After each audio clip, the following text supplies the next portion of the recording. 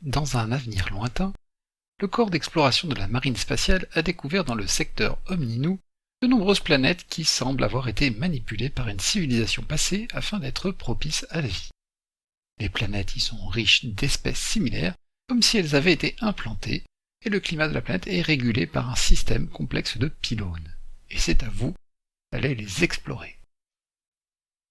Beta Omninu est un jeu coopératif à 2 joueurs à partir de 12 ans, où vous allez faire progresser vos rovers d'exploration sur une planète aléatoire avec des cartes qui serviront de zone. Derrière chaque zone, il y a une découverte que vous devrez résoudre. Le jeu commence alors que 3 personnes vous donnent des missions. Cela peut être de scanner un certain nombre de zones, de résoudre certaines découvertes ou d'améliorer votre équipement. À votre tour, vous avez un certain nombre d'actions déterminées par votre rover. Se déplacer sur une zone en fonction de la puissance de votre moteur, scanner la zone en fonction de la portée de votre scanner et résoudre une découverte. Presque toutes les actions nécessitent de lancer des dés pour être résolues. Le nombre de dés que vous lancerez est égal à la statistique de votre rover dans cette action. Et vous devrez atteindre le score indiqué sur l'action que vous cherchez à faire. Si vous échouez à un jet de dés, vous consacrerez votre temps à faire un peu de réparation. Pas de problème. Ce n'est pas du temps perdu, car au bout de 5 temps passés en réparation, vous pourrez améliorer gratuitement votre rover. Vous allez donc explorer à 2 rovers cette planète. Chaque cycle, un joueur va faire ses actions, puis va faire jouer le monstre. Nous en reparlerons très vite. Beta Omninu vous donne accès à une technologie futuriste inconcevable au XXIe siècle, la superposition. Votre vaisseau est équipé d'une technologie permettant de superposer vos rovers, ce qui leur permet, s'ils restent suffisamment proches du vaisseau, de fusionner leurs améliorations. Vous pouvez prendre une action pour déplacer le vaisseau où vous voudrez sur la planète afin d'améliorer cette possibilité. Quand un rover se déplace sur une case, il doit réussir à l'atteindre en faisant un jet demandé, adhérence ou adaptabilité.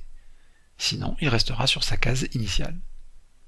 Puis on tire une découverte correspondant au niveau indiqué sur la carte.